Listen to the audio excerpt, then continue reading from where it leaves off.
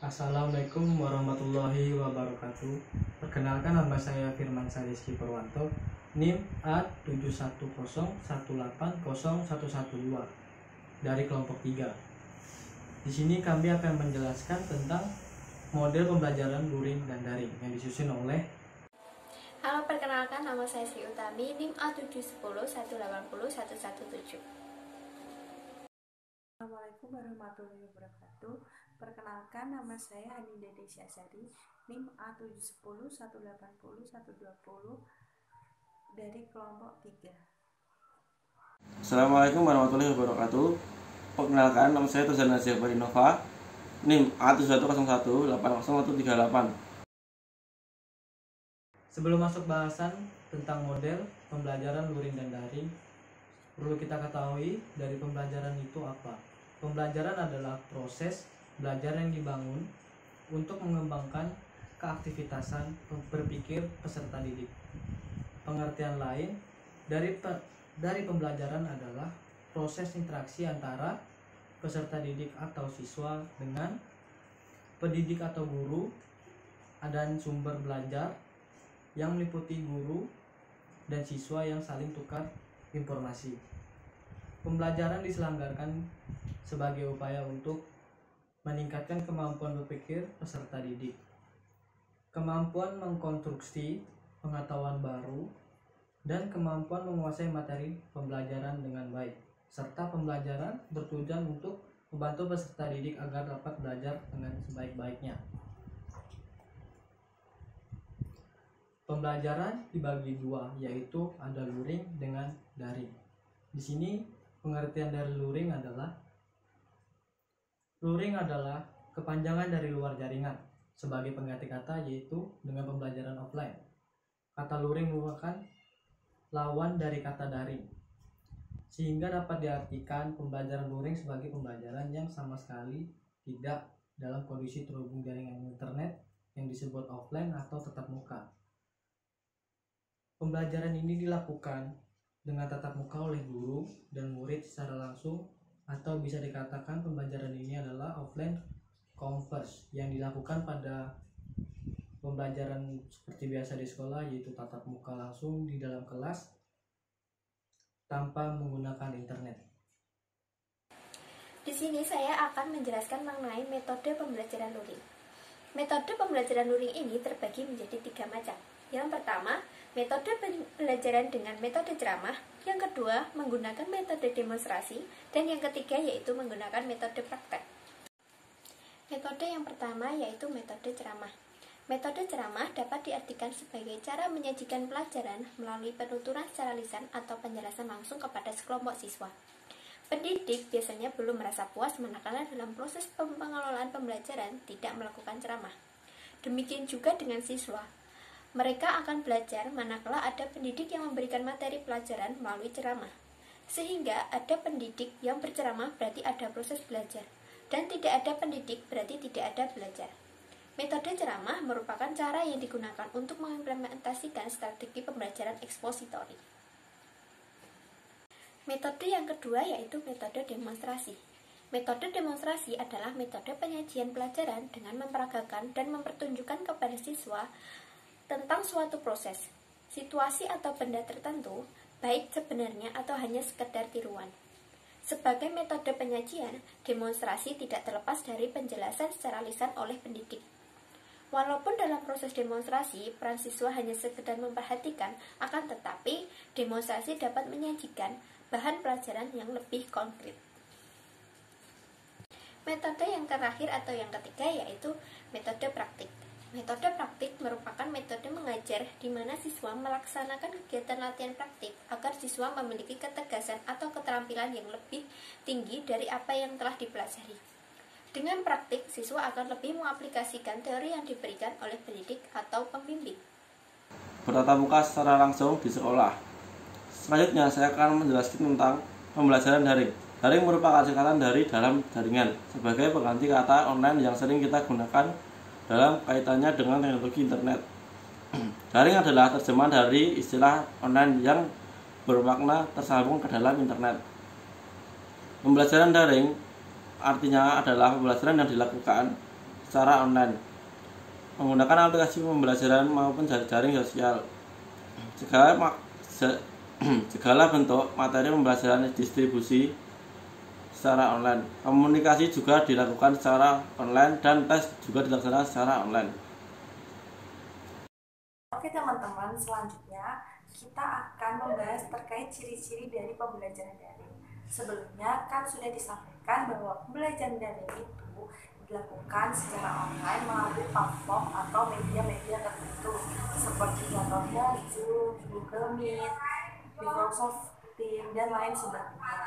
Nah, platform-platform tersebut digunakan untuk mendukung setiap pembelajaran karena semakin kesini mungkin teknologi semakin berkembang dan menggunakan platform tersebut.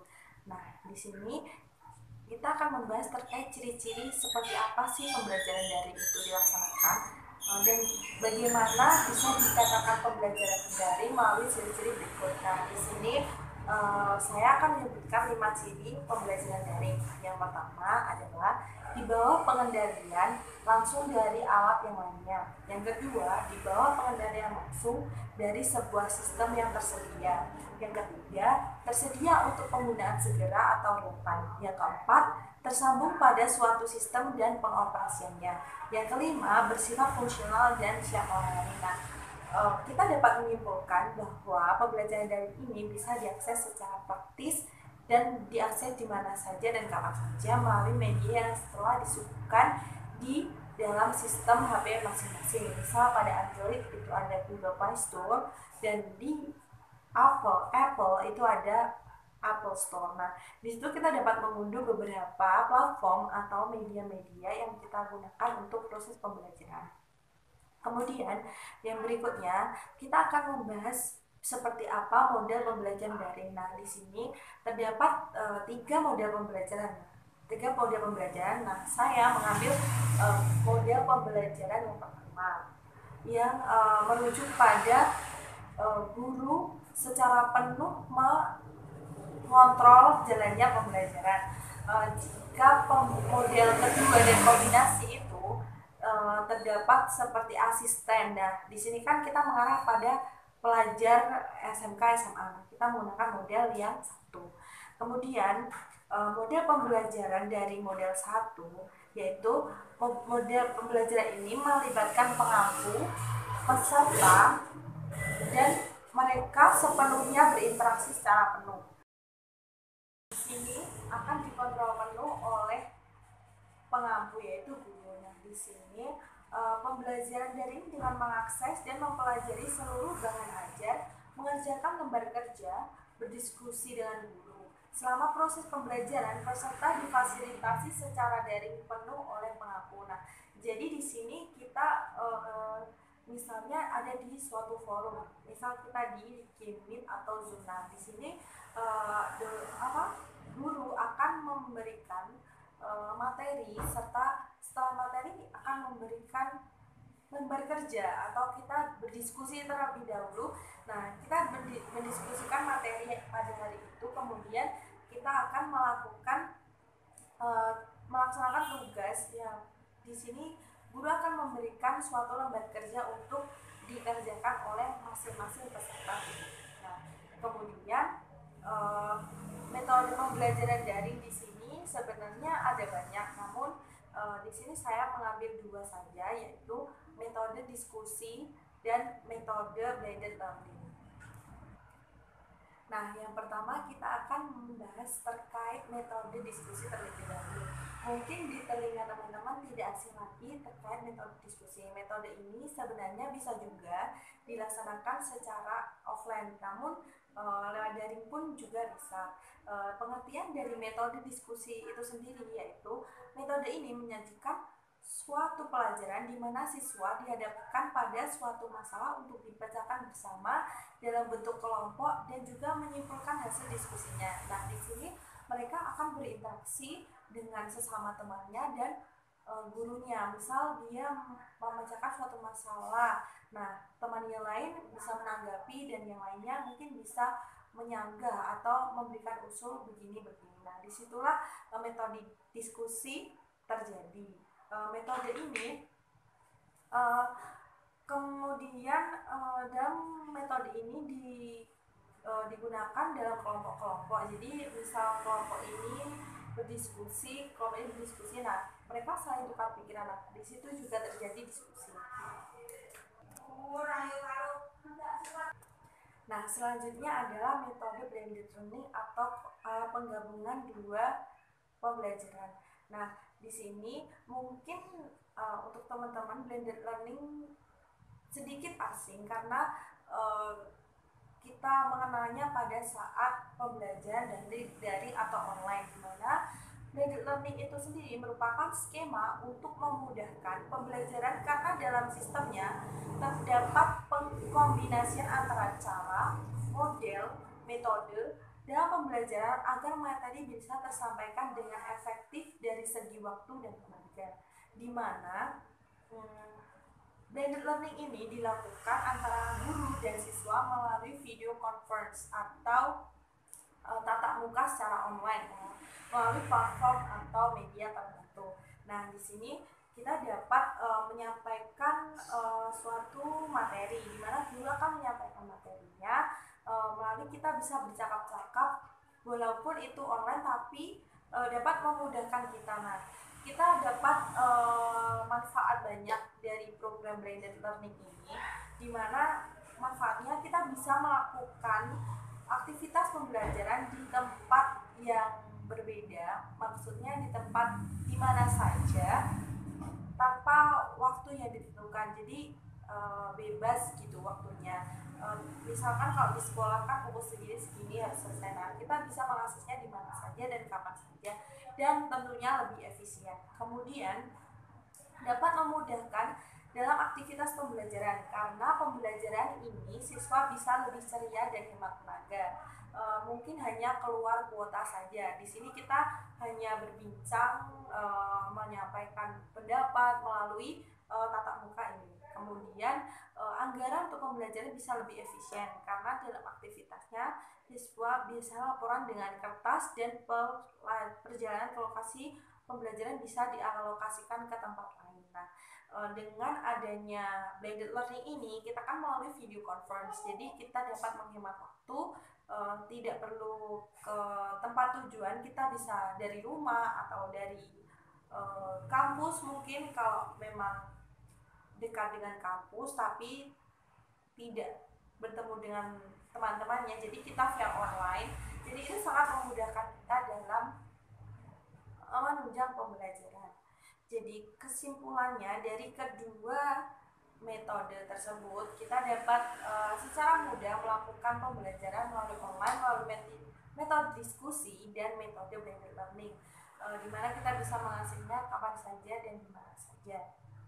Mungkin banyak sekali manfaat yang disuguhkan di daring ini, karena di sisi lain juga kita lebih hemat tenaga, lebih hemat uang. Kita hanya keluar mungkin kuota internet untuk mengakses platform atau media tertentu.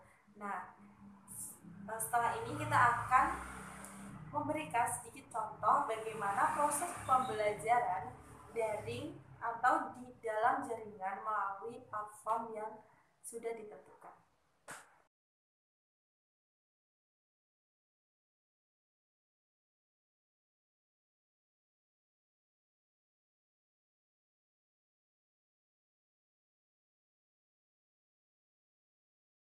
Oke semuanya, ini udah join semua kan ya? Sudah. Suara ibu kedengeran nggak? Atau kurang keras atau? Dengar ya? Dengar. Oke-nya ibu mau send dulu ya. Sri Utami hadir? Hadir. Tozan hadir? Hadir. Firman hadir? Hadir. Nah, oke, terima kasih buat anak-anakku semuanya. Kita pembelajaran hari ini via daring ya. Jadi kita pakai Google Meet, salah satu media buat kita saling kayak apa ya namanya, bercakap-cakap gitu.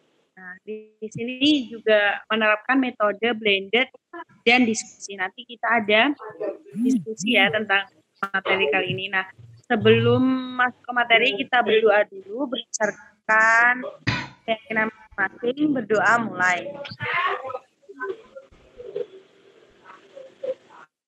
Selesai. Oke. Nah, ini kita mau materi jaringan komputer ya. Kita dulu nanti Ibu kasih pertanyaan buat kalian. Kalau bisa jawab berarti kalian memperhatikan ya. Yang pertama mungkin kita ke pengertian jaringan komputer dulu ya. Jaringan komputer di sini adalah dua atau lebih yang terhubung satu sama lain yang digunakan untuk berbagai data dengan adanya kombinasi software dan hardware. Nah, di dalam jaringan komputer ini dibuat dengan menggunakan gabungan teknologi kabel dan wireless. Perangkat jaringan berkomunikasi melalui medium kabel atau wireless. Kemudian kita ke jenis-jenisnya. Mungkin ada yang tahu jenis-jenis jaringan komputer apa aja? LAN, BAN. Terus? Banyak. Aman. Oke, Tozan. Terima kasih. Mungkin yang lain ada banyak loh jaringan tuh. Jaringan komputer tuh banyak. Internet. Tapi mungkin oke, ya bisa. VPN. Ya, benar. Nah, mungkin itu ya yang paling familiar di telinga kita. Ada LAN, MAN, PAN, internet, VPN. Nah, itu kan pasti masing-masing punya fungsi sendiri-sendiri ya. Kalau LAN lokal ya digunakan di area lokal. Kalau LAN metropolitan pasti di kota-kota besar. Kalau wide area itu kan jangkauannya lebih luas lagi. Tuh. Terus kemudian ini juga ada topologi jaringan. Mungkin udah pada tahu ya topologi jaringan itu apa aja sih? Coba dong kami sebutin topologi jaringan komputer. Topologi bus, mesh, star, terus ada topologi hierarki, terus ada lagi topologi udah. Oh iya, oke, benar. Nah, itu tadi topologi dari tujuannya ada topologi ini digunakan untuk mengatur lingkungan di area-area tertentu, misal di rumah, di kantor, gitu ya. Mungkin dari penyampaian materi ini ingin mendiskusikan apa, ada yang bingung atau gimana sih penerapannya LAN, penerapannya WAN kayak gitu. Mungkin ada yang ingin berdiskusi tentang itu atau gimana?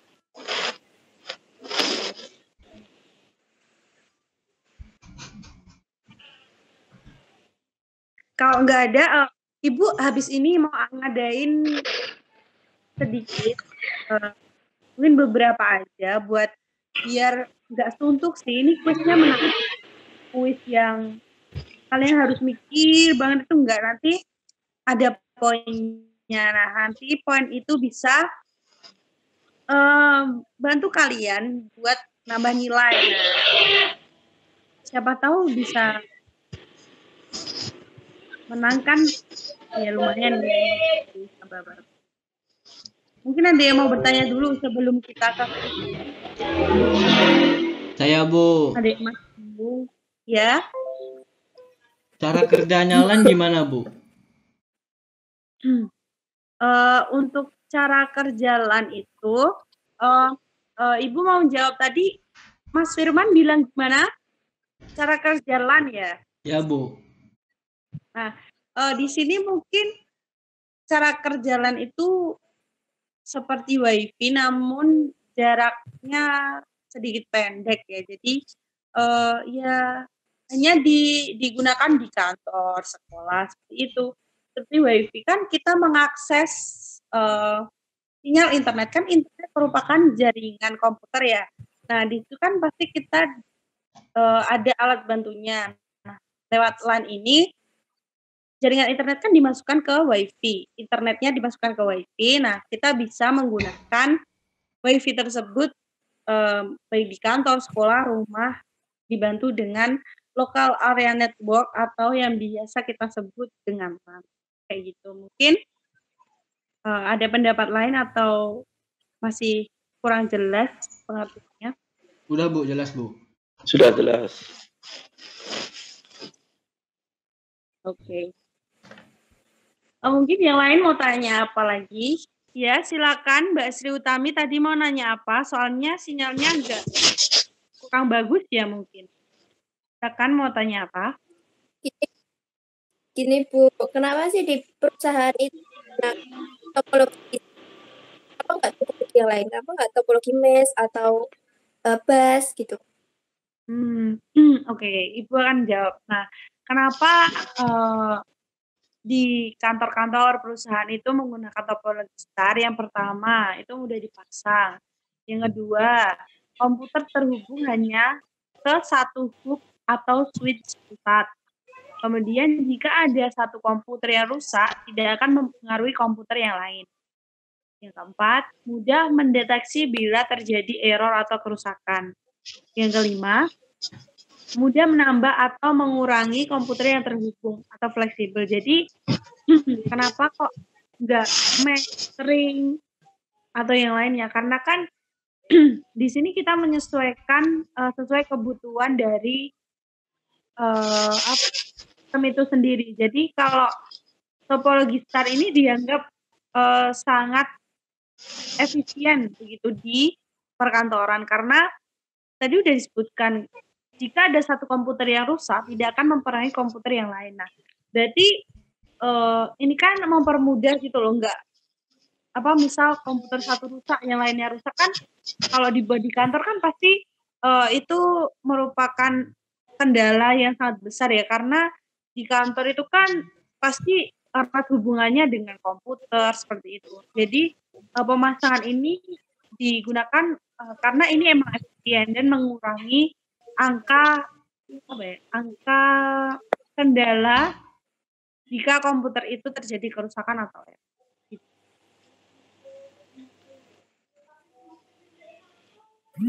Gimana Mbak Tami? Bisa diterima? Ya bisa.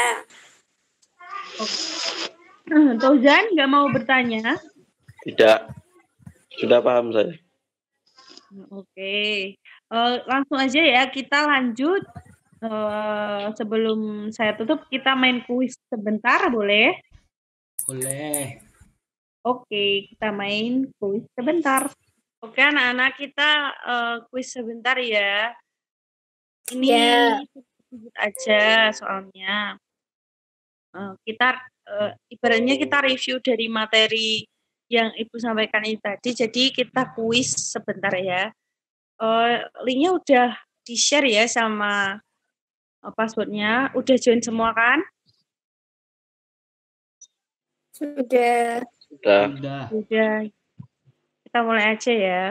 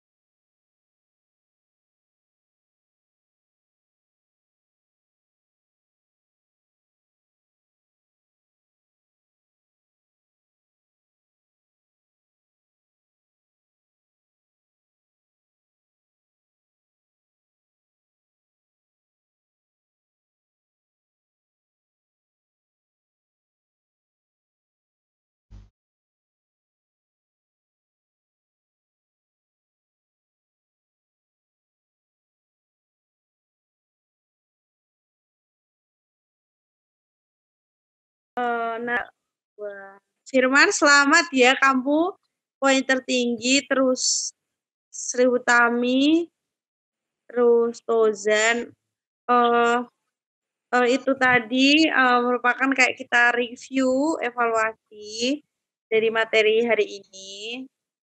Terima kasih sudah menyempatkan waktunya, walaupun sedikit ngantuk, capek ya, matanya sakit karena lihat HP atau laptop terus.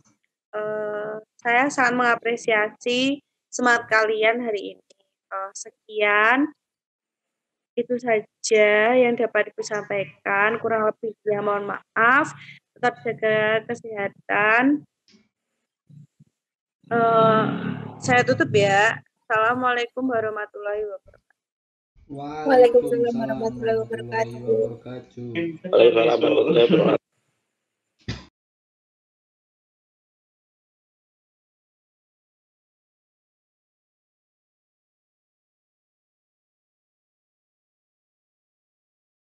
Tadi merupakan contoh penerapan pembelajaran daring melalui media Google Meet yang sudah kita contohkan.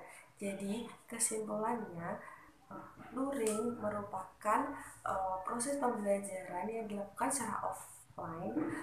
Kita menggunakan metode yang tidak berhubungan dengan internet. Jadi kita menggunakan metode ceramah, demonstrasi, dan praktik yang secara langsung kita suguhkan kepada siswa, di mana ini secara langsung kita tatap muka dengan siswa. Kemudian untuk metode daring atau dalam jaringan kita suguhkan dengan online seperti contoh sebelumnya, dengan media atau platform tertentu yang sudah ditentukan, diakses secara praktis, efisien, dan waktu yang dibutuhkan sangat lama karena bisa diakses kapan saja dan dimana saja. Masing-masing dari pembelajaran ini memiliki kelebihan dan kekurangan. Kelebihan jika untuk luring, siswa dapat secara langsung bertatap muka dengan guru dan mereka bisa dengan mudah menanyakan sesuatu hal yang berkaitan dengan pembelajaran. Nah, untuk kelebihan dari daring, dia lebih efisien dan bisa diakses kapan saja dan dimana saja, sehingga tidak mengeluarkan banyak biaya, hanya mengeluarkan banyak kuota internet. Nah, itu tadi sedikit penjelasan terkait luring dan daring. Saya mewakili teman-teman dari kelompok 3 mengucapkan banyak terima kasih sudah menonton video ini. Semoga bermanfaat. Terima kasih. Wassalamualaikum warahmatullahi wabarakatuh.